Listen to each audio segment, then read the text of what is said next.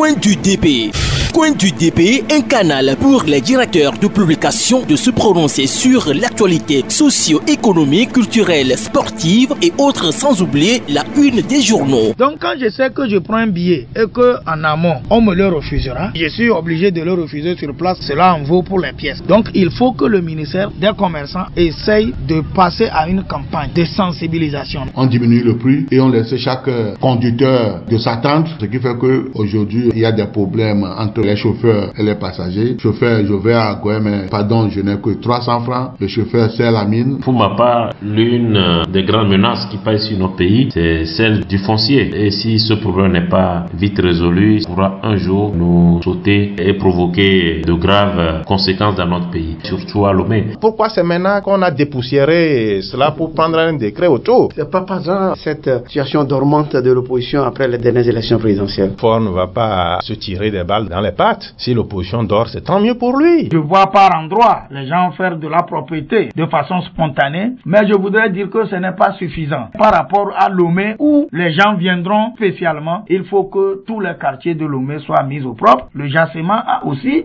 ce point. À voir de très près, on dirait que c'est contre la moralité. Cette opération de passe-passe où Blaise Compaoré devient ivoirien, dirigé pendant 25 ans. Voilà comment la politique ne cesse de nous présenter des facettes. Mais ici au Togo, c'est que nous avons 10% qui sont tout puissants, qui maintiennent une mafia pas possible et qui soumettent le peuple au joug. Coin du DP, c'est tous les vendredis après le journal de 18h et 22h. Avec rediffusion tous les dimanches à 11h. Merci à l'équipe de la rédaction de RCJ pour sa revue de presse. Place maintenant au directeur d'application du jour, et c'est la rédaction du journal Togo Matin qui nous reçoit, une rédaction que dirige la main de maître Krolakina Dieudonné. Merci donc à cette rédaction d'accepter, quand il dépend un canal au directeur d'application sur Radio Carré Jeune, de faire des analyses et commentaires sur l'actualité ayant marqué la semaine. Et cette semaine, je crois, Togo Matin a son numéro 186, je crois. Dieudonné Krolakina, bonjour. Bonjour Jeanne, bonjour fidèles auditeurs, fidèles auditrices de Radio Carré Jeune. Voilà, et la rédaction de Togo Matin, comment elle se porte? Se porte très très bien, comme tu vois.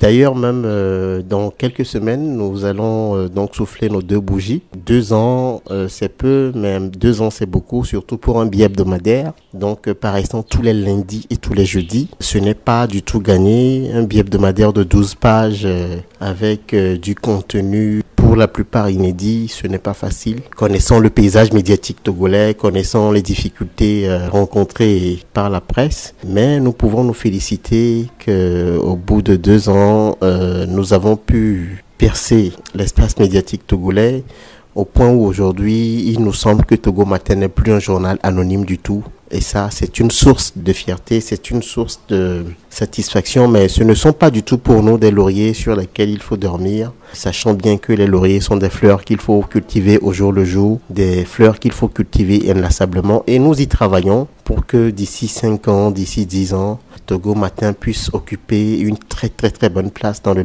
landerneau médiatique, non seulement togolais, mais ouest-africain, voire africain. Coin du DP, nous sommes avec le directeur d'application du journal Togo Matin. Vous pouvez donc réécouter cette émission sur YouTube en tapant Radio RCJ-Coin du DP. Radio RCJ-Coin du DP. Dans votre dernière parution, vous êtes revenu sur le sommet islamique arabo-américain auquel a pris part le chef de l'État togolais, Faure Essozimna Gnassingbé. Et ça démontre, disons, du sérieux que le chef de l'État togolais accorde à ces genres de rencontres pour pallier à l'extrémisme et au terrorisme.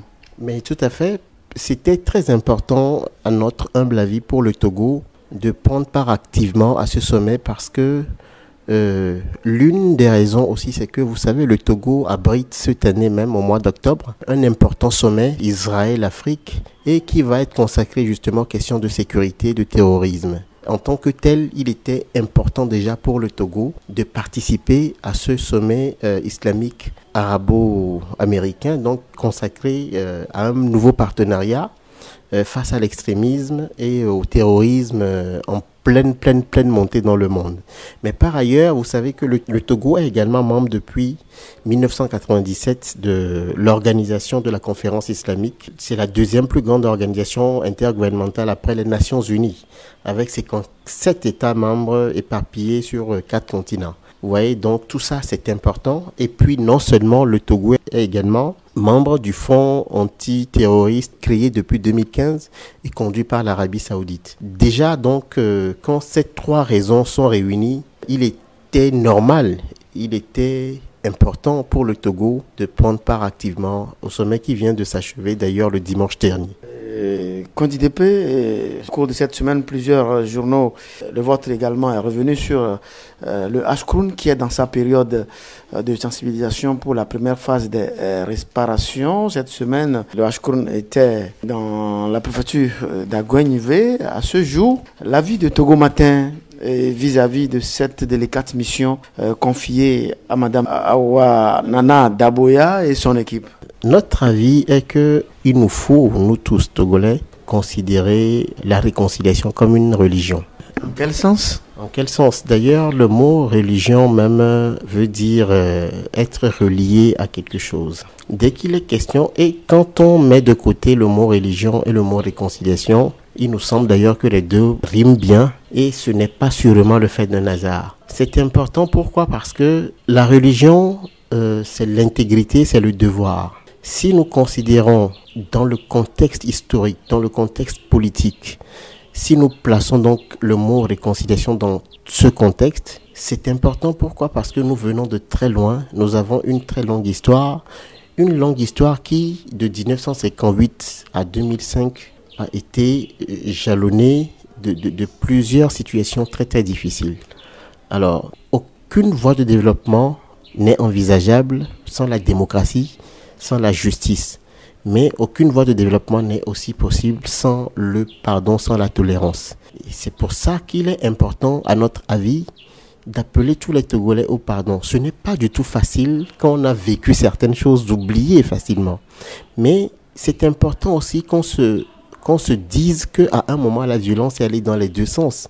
Parce que souvent, on a tendance à faire croire ou à croire que la violence était unilatérale, était venue d'une seule direction. Non. Aussi bien des jeunes de l'opposition à un moment ont été fauteurs de troubles et ont violenté des gens qu'ils estimaient proches du pouvoir ou appartenant au pouvoir. En tant que tel, il est question de faire un trait sur le passé, un passé très douloureux, ce n'est pas facile, mais il faut passer à cet exercice d'exorcisme et ça devrait être un exercice quotidien.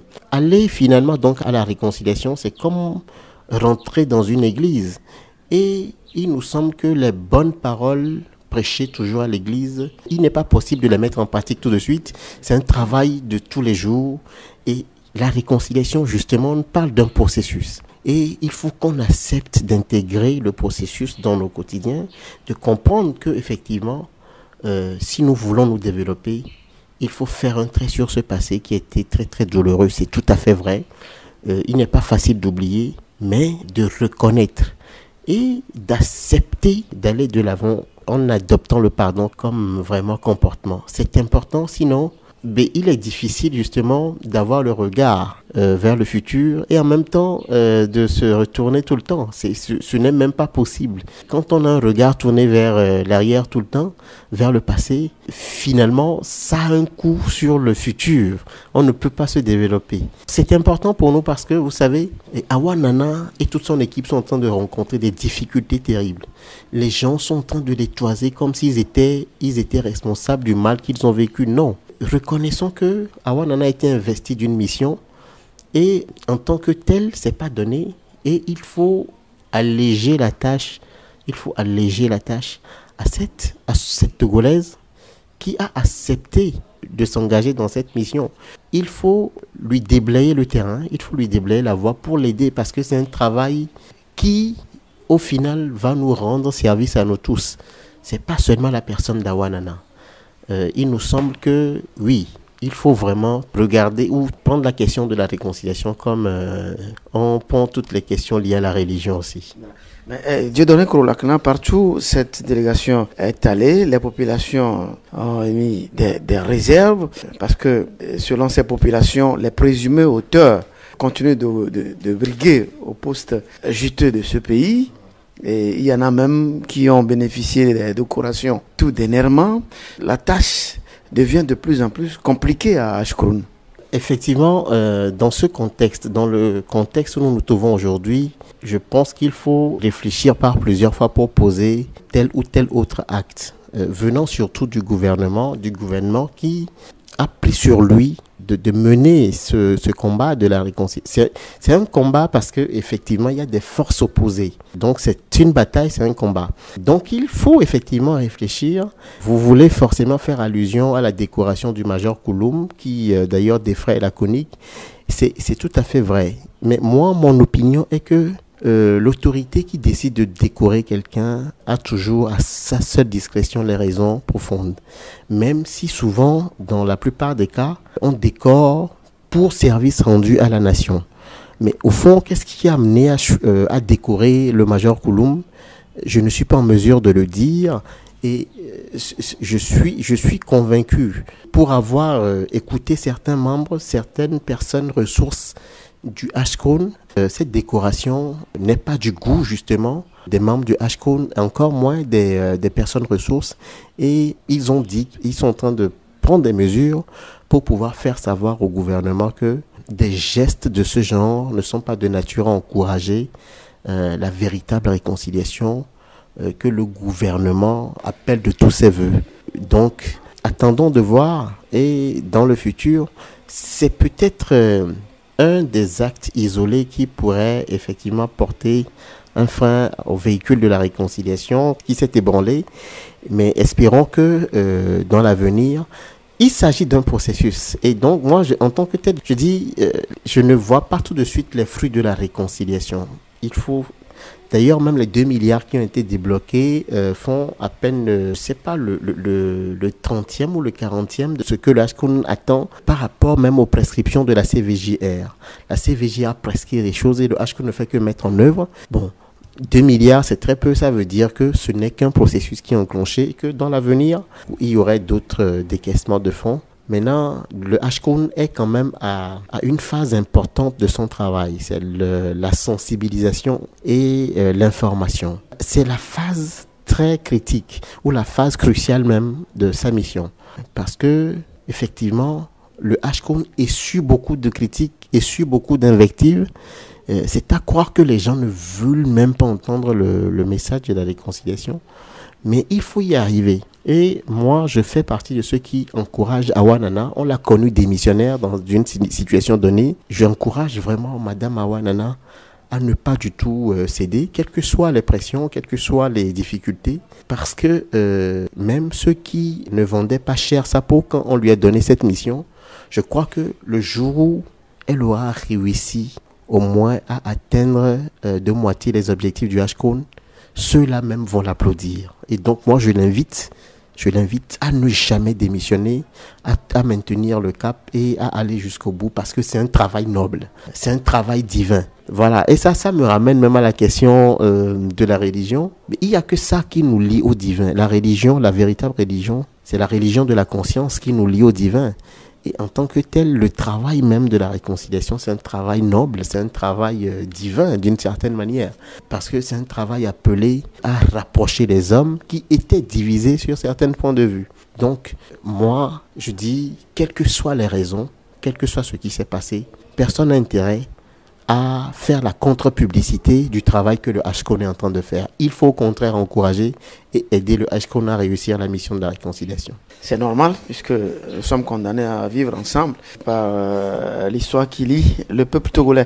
Et nous sommes donc au siège du journal Togo Matin où nous débattons de l'actualité avec son directeur d'application Korolakna Dieudonné. Dieudonné, Afrobaromètre a publié un rapport cette semaine. Nos magistrats, nos juges sont en difficulté. Surtout dans le domaine foncier, les Togolais aujourd'hui n'ont pas tellement confiance à notre justice. C'est tout à fait cela et c'est déplorable. Je disais tout à l'heure, quand nous étions en train d'aborder la question de la réconciliation, qu'aucune voie de développement n'est possible sans la justice. Nous comprenons dès lors que la justice est carrément le cœur d'une nation qui se veut moderne, d'une nation qui se veut forte. Une nation n'a pas d'avenir si elle n'a pas une bonne justice. C'est seulement la justice qui rassure tous les citoyens que, en cas de problème, effectivement, la justice dira le droit comme cela se doit. D'ailleurs, même quand la justice joue vraiment sa partition, la question de la réconciliation même peut être une question simple à aborder. La réconciliation au Togo qui est abordée à travers le prisme de la justice transitionnelle, parce que quelque part, même l'État togolais reconnaît que la justice togolaise n'est pas au point. La justice togolaise ne suscite pas l'adhésion de beaucoup de Togolais. Et c'est tout simplement ce que le rapport d'Afrobaromètre dit d'une certaine manière. C'est tout à fait vrai, parce que les juges corrompus, les juges corrupteurs, les magistrats sous peur, etc. Ce n'est un secret de polichinelle pour personne. Et nous savons qu'entre 2005 et 2010, beaucoup de partenaires du Togo ont mis beaucoup d'argent dans ce qu'ils ont appelé la modernisation de la justice togolaise. À ce jour, si il fallait faire justement le bilan de cette modernisation, on peut se poser la question de savoir quel pas véritable ou quel acquis véritable l'on a réussi à obtenir de cette modernisation, et surtout que cette modernisation a demandé beaucoup de déploiement de fonds. Malheureusement, aussi bien dans le domaine foncier.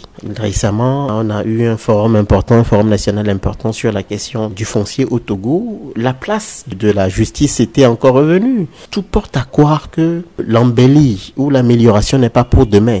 Et c'est ça qui fait davantage peur. Quand c'est comme ça, il semble clairement que personne n'est prêt, aucun investisseur sérieux n'est prêt à engager des affaires dans le pays. Et du coup, le développement prend un coup. Et c'est important, il faut l'avouer. Et ça, quand on le dit, ce n'est pas du tout pour ternir l'image, ou c'est pas parce que nous ne sommes pas fiers de notre pays, mais c'est parce que nous voulons tout simplement que ça change. Il faut que l'État réfléchisse. Il faut que l'État cherche des voies et moyens pour arriver à solutionner de façon efficiente, cette problématique d'une justice qui ne suscite pas la confiance des Togolais. Et du coup, vous voyez donc même le phénomène de vindicte populaire. Ça, on assiste à ça presque toutes les semaines à Lomé. Dès qu'un voleur est arrêté, les gens veulent en découdre, les gens veulent se faire justice.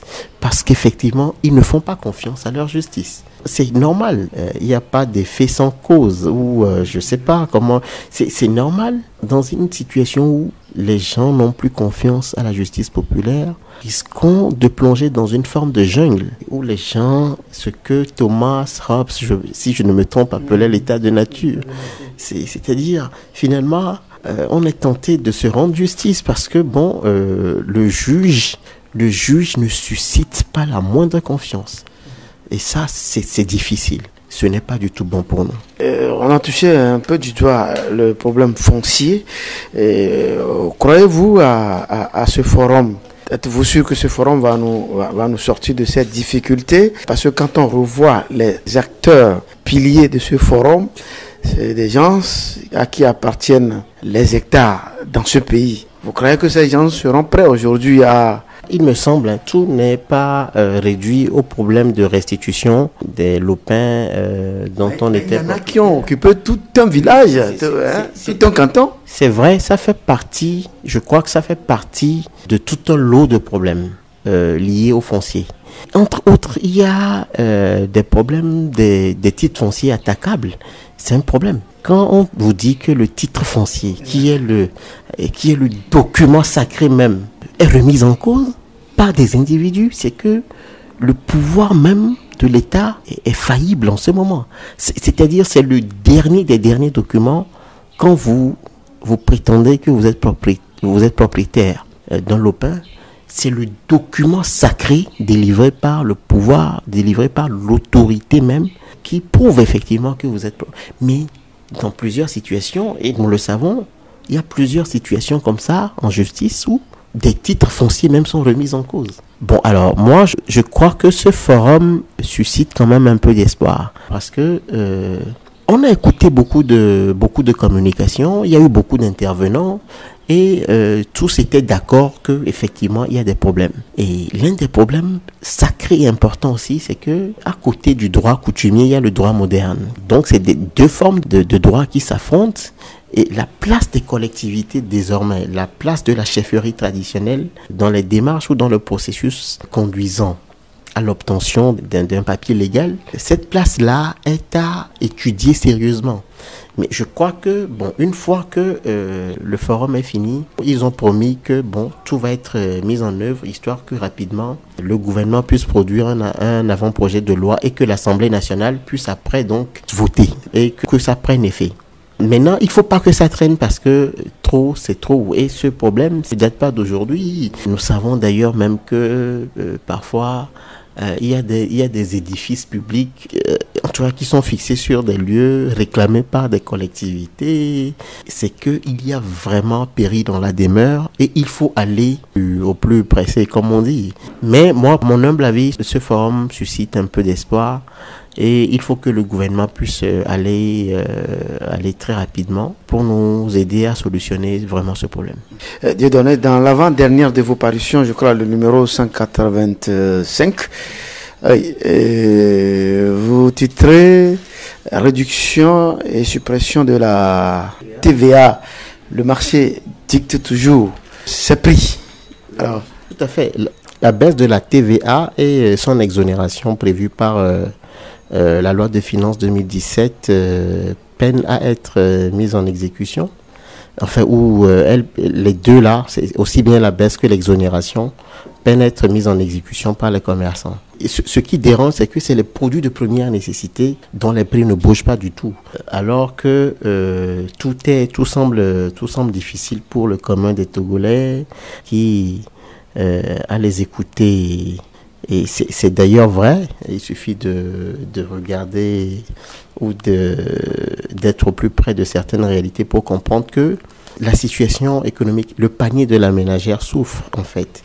Et maintenant, au fond, à qui la faute? Est-ce aux commerçants ou à l'OTR justement qui a, dans son projet de finances 2017, a fait cette proposition?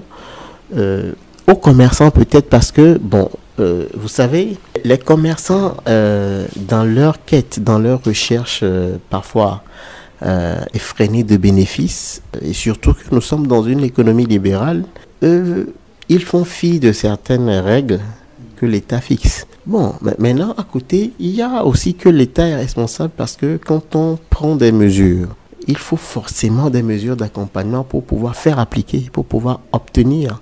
Il existe une direction du commerce intérieur. Nous pouvons nous demander si cette direction du commerce intérieur dispose de tous les moyens pour la cause dont elle est appelée. Ce n'est pas évident parce que beaucoup d'ailleurs de scandales entre-temps nous ont démontré que cette direction de commerce intérieur existe parfois que de nom. Des scandales liés justement aux produits avariés qui circuleraient. Ces scandales qui nous ont amenés à nous demander comment en fait au Togo fait-on pour récupérer des produits périmés à un moment sur le marché. C'est-à-dire qu'un produit qui rentre normalement par le canal normal sur le territoire togolais et qui n'a que 2 ans d'existence ou 3 ans d'existence. Comment est-ce que cette direction du commerce intérieur procède après pour chercher à savoir où se trouve le produit, à quel niveau exactement, comment faire pour récupérer, etc. C'est des problèmes. De sorte que, justement, aujourd'hui, si nous nous rendons compte que les commerçants passent outre des mesures fixées par l'autorité, c'est que le boulevard est quelque part ouvert pour ces commerçants qui se rendent compte que, bon, l'État prend des mesures souvent sans pouvoir après travailler au suivi de ces mesures ou à l'effectivité de ces mesures. Et c'est tout à fait dommage, il faut déplorer. C'est une pratique sauvage. C'est une pratique sauvage. Et surtout dans un mandat social. Dans un mandat social, et c'est vrai que c'est un problème parce que socialement, ça ne facilite pas les choses. Mais il faut quand même espérer que, à côté donc de la parole, qu'il y ait des actes très forts pour accompagner ou pour donner force à la parole, parce que aucune justice n'est prospère s'il n'y a pas des actes très forts. Voilà, nous sommes avec Dieudonné Kouroulekna, directeur d'application du journal Togo Matin. Avant d'aller peut-être à quelques mots sur la politique, dans l'une de vos parutions, réseaux sociaux utiles mais aussi dangereux. En image, nous voyons le logo WhatsApp. Tout à fait. C'est clair aujourd'hui, le WhatsApp est au cœur de nos vies. WhatsApp détermine pour beaucoup nos quotidiens. WhatsApp facilite la communication, il faut l'avouer. C'est un réseau social, même si certains spécialistes hésitent à l'appeler réseau social. C'est un réseau social en effet qui rapproche et qui facilite justement la tâche en matière de communication et surtout qui permet de communiquer quasiment à moindre coût. Alors, donc, il y a toutes les raisons pour y aller et je crois que à l'intérieur, il y a tellement d'applications qui simplifient la vie, qui amusent, beaucoup de choses. En tant que tel, WhatsApp est d'utilité même parfois professionnelle parce que en entreprise, on peut se servir de WhatsApp pour créer un groupe, faire passer des annonces internes, faire passer des messages en interne, en entreprise. Mais dans le même temps en entreprise, quand nous ne savons pas nous servir, ça rejaillit sur la production, c'est-à-dire des employés qui passent toute une journée à s'occuper que de leur téléphone. Vous comprenez effectivement que ces employés n'auront rien produit, n'auront pas participé aux efforts de l'entreprise. Et c'est tout simplement à cela que nous appelons à travers ce sujet, parce que au fond, ça simplifie la vie en termes de communication. On n'a plus besoin de dépenser beaucoup de moyens. Si c'est pour effectivement communiquons utile, communiquons très utile pour être plus productif, pour aller vite. Mais c'est vrai que à côté de l'utile, il y a l'agréable et il faudrait quand même pas que l'agréable prenne le pas sur l'utile. De donner un petit commentaire sur la loi sur les réformes réintroduites par l'ANC a dit, et une fois encore jeté par les députés unis. Notre humble avis est que dans la configuration politique actuelle des choses, on ne peut pas envisager que cette proposition de loi ou ceux qui ont introduit cette proposition de loi puissent obtenir gain de cause. Ce n'est pas évident parce que l'ANC et l'ADI, le tandem donc qui a introduit cette proposition à l'Assemblée nationale, ces deux partis rassemblés ne font pas du tout la majorité. Le parti qui fait la majorité à l'Assemblée nationale, c'est le parti donc UNIR. Et le minimum pour nous, à notre humble avis, c'est que pour que cette proposition de loi puisse connaître de beaux jours, il faut un jeu parlementaire de couloir, même s'il le faut, entre donc les députés UNIR et les députés de ces deux partis, histoire qu'on tende vers un consensus avant de pouvoir introduire directement et d'en débattre. Mais nous savons que le parti au pouvoir, le parti UNIR en l'occurrence, a créé récemment une commission de réflexion sur les réformes. Autrement, pour le parti au pouvoir, toute proposition pouvant être utile pour les réformes appelées par bon nombre de Togolais aujourd'hui, devrait passer d'abord par cette commission de réflexion. Et cette commission de réflexion a commencé son travail déjà. Dirigée par Awa Nana, elle a eu à rencontrer presque tous les états-majors de partis au Togo. Attendons de voir ce que cette commission va pouvoir nous proposer au juste. C'est comme cela.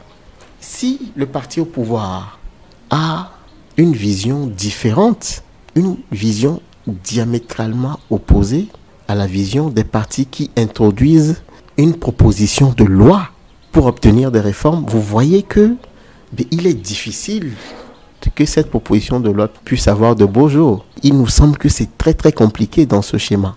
Et c'est pour cela que nous appelons à un consensus sincère. Maintenant, à côté, vous savez, il y a quand même de petits partis qui sont des partis parlementaires. L'Union des forces de changement est représentée aussi à l'Assemblée nationale, même si ce parti n'a pas beaucoup de députés. Sursaut Togo est représenté, le CAR est représenté, le parti de Maître Apévon. Bon, après sa scission avec le CAR est représenté également. Donc, vous voyez, l'histoire du Togo, il faut l'avouer, est telle que pour obtenir des réformes, il faut qu'on s'accorde sur un minimum, ou du moins il faut que toutes les forces politiques puissent s'accorder sur le minimum. Sinon, on aura toujours l'impression que c'est elle plutôt qui ne veut pas des réformes et c'est elle qui veut les réformes.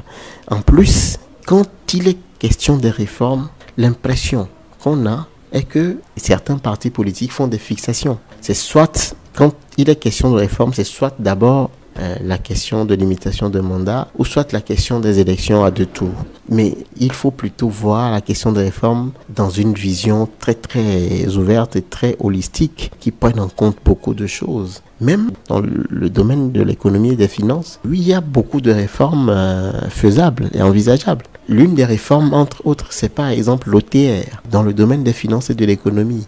Vous voyez d'ailleurs même tous les remous que la question de l'OTR suscite depuis des années. Est-ce que l'OTR a réglé nos problèmes sur le plan économique et sur le plan financier? Point d'interrogation.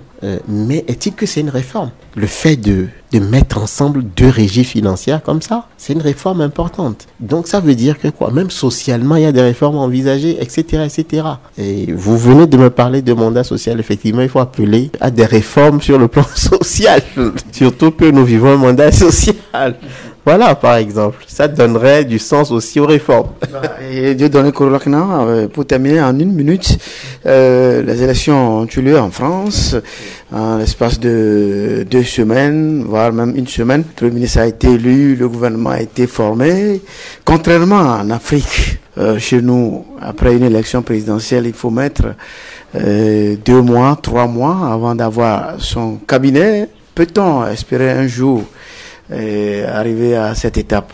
Il faut effectivement espérer parce que la voie de la démocratisation que nous avons choisie, cette voie reste encore jeune, très très jeune. De 90 à 2017, il faut faire le calcul. On ne fait pas encore 30 ans de démocratisation, c'est-à-dire on n'a pas encore une génération de démocratisation. On a à peu près une génération. Et il faut espérer parce que quand on regarde dans le rétroviseur, il y a eu des efforts sacrés. Rappelons-nous tous les soubresauts, toutes les difficultés liées à ce processus au début. Les gens ne pouvaient pas dormir à la maison, les journalistes n'étaient pas libres de parler, etc. Comparé à tout ce que nous avons aujourd'hui, il y a des acquis certains. Même chez nous, jusqu'en 2005, il n'était pas possible d'envisager des élections présidentielles sans des violences, sans des heurts. Mais en 2010 et en 2015, on a connu des élections relativement apaisées. Il ne faut pas être pessimiste, il faut plutôt être optimiste. Quand on regarde tout ça, il y a des efforts. Vous parlez de la France, mais la France, c'est plusieurs siècles quand même de pratique de la démocratie. Nous marchons dans leurs pas. Vous savez, même des pays qui sont cités en exemple en Afrique font peur d'une certaine manière. Vous voyez les incertitudes au Bénin aujourd'hui, alors que le Bénin a de tout temps été cité comme exemple de démocratie. Vous voyez les incertitudes. Le Mali a été à un moment présenté même comme le baromètre de la démocratie en Afrique et ça a basculé rapidement à un moment. De sorte qu'aujourd'hui, on n'est plus en mesure justement d'attribuer cette noble étiquette au Mali. C'est comme cela. Même le Nigeria, justement, le Nigeria a connu ce problème après l'élection de Boyeri. On a passé plusieurs mois. Boyeri n'a jamais nommé des ministres. Parce que Boyeri s'est rendu compte d'une chose et a décidé de mener des réformes profondes. Parce que la corruption ayant tellement gangréné le pays, Boyeri a préféré jouer à la carte de l'attente. Et pendant plusieurs mois, le pays n'avait pas eu de gouvernement. C'est des situations qui peuvent s'expliquer, surtout dans nos jeunes États, dans nos jeunes démocraties, très instables. Il faut extrêmement faire attention parce que comparaison n'est pas raison. Au début de l'ère de la démocratisation en Afrique, les peurs qui habitaient la population, les peurs ne sont plus aussi très prononcées aujourd'hui. Il faut l'avouer. Et c'est ce que je dis. En 2015, on a connu des élections présidentielles relativement apaisées au Togo. Ça veut dire qu'il y a du mieux. Bon, maintenant, il ne faut pas se dire que ça va et ne plus faire des efforts. Il y a tellement de choses à faire. Par exemple, aujourd'hui, la question d'une CENI technique se pose au Togo, ou d'une commission électorale. D'ailleurs, vous voyez, quand on parle justement des réformes et que personne n'aborde la question justement d'une CENI, alors que nous sommes à la veille d'échéances importantes. Nous sommes à la veille de 2018. Si tout va bien, nous aurons au moins 2 élections au Togo en 2018. Personne ne parle encore de la recomposition. On s'acharne à aborder la question d'une proposition de loi qui n'avait aucune chance en amont d'aboutir. Alors que l'une des questions urgentes à notre humble avis, c'est cette question de la recomposition de la CENI, surtout que nous sommes à la veille d'échéances importantes. Ça peut susciter des réflexions. Est-ce que nous savons aussi serrer nos priorités politiques? Il me semble que s'il faut mener un combat aujourd'hui, en tant qu'opposant, il faut lutter, taper du poing sur la table pour obtenir une bonne recomposition de la CENI. Merci à Dieudonné, Dieu est là. Heureusement qu'il y a 40 jours que le Fils de Dieu, Jésus-Christ, est monté au ciel chez la communauté chrétienne. On ne peut que le prier à ce qu'il puisse bénir notre pays, le Togo. Dieudonné Korolakuna, merci de nous accepter chez vous et vous pouvez nous ouvrir grandement vos portes à tout moment. Les portes de Togo Matin vous restent ouvertes à tout moment. Entre médias, il n'y a pas de frontières à ériger. On peut espérer peut-être un beau jour avoir des studios ou accueillir des studios de Radio Carré Jeune dans nos locaux ici. Pourquoi pas? C'est des situations envisageables en fonction de certaines situations données. Au nom d'un certain partenariat, oui, pourquoi pas, on pourrait envisager une itinérance ou des échanges même de personnel ou de services et permettre à Radio Carré Jeune d'établir sa maison ici, pourquoi pas sur une période donnée. Pour nous, le monde évolue de sorte aujourd'hui qu'il faut effectivement envisager des ouvertures à toute forme de possibilité, à tout partenariat, à toute coopération. Et dans cette logique, pour nous, oui, vous pouvez considérer que Togo Matin, c'est comme chez vous. Merci et bon week-end. Merci, bon week-end à vous. Merci beaucoup. Point final, donc, à compter de peu de ce jour qui était au siège du journal Togo Matin, que dirige Dieudonné Korolakuna. Merci également à vous pour oreille attentive. Moi, je suis Eugène Bamazé. Prochain rendez-vous, vendredi à 18h temps universel avec un autre directeur de publication de la place. Bon week-end. À tout à tous. Au revoir. À tout à tous. Au revoir. À tout à tous. Au revoir. À tout à tous. C'était Coin du DP. Coin du DP, un canal pour les directeurs de publication de se prononcer sur l'actualité socio-économique, culturelle, sportive et autres, sans oublier la une des journaux. Je pense que c'est des gamineries qu'ils doivent arrêter et que lorsqu'on leur offre un cadre de discussion, ils doivent saisir l'occasion pour aller exprimer leurs idées. Qu'on demande à ceux qui ont mis la main dans l'argent du pays, qu'ils remboursent. Si tous ceux qui ont volé le pays là, cette minorité a donc parlé chaque fois le chef de l'État, si on arrive à faire en sorte que cette minorité et tous ceux qui continuent de piller ce pays à rembourser l'argent qu'ils ont pillé, qu'on n'aura plus à aller emprunter chaque jour de l'argent. Pour le moment, faisons un pas, la limitation de mandat et le mot de scrutin. Et vous n'êtes pas sans savoir, ce qui a encore braqué les gens, c'est la sortie de Maganawe Florent qui a dit que l'APG est déjà caduque. Bonne opportunité offerte une fois encore à l'Afrique, donc après d'autres regroupements de pays, ce sont les États-Unis d'Amérique qui offrent donc une opportunité à l'Afrique pour une fois échanger. Dans un pays normal et surtout en Afrique, le clergé et les représentations religieuses et spirituelles ont une importance capitale dans les prises de décision, dans l'orientation. Et le mal du Togolais, c'est que on réagit au coup par coup. Quand aujourd'hui quelque chose se passe, on réagit sur le champ, mais on ne cherche pas les tenants et les aboutissants. Les hommes d'affaires font les affaires. Et qui dit homme d'affaires cherche d'abord son bénéfice, puis le reste viendra après. Et donc quand vous peut-être confier la fédération à un homme d'affaires.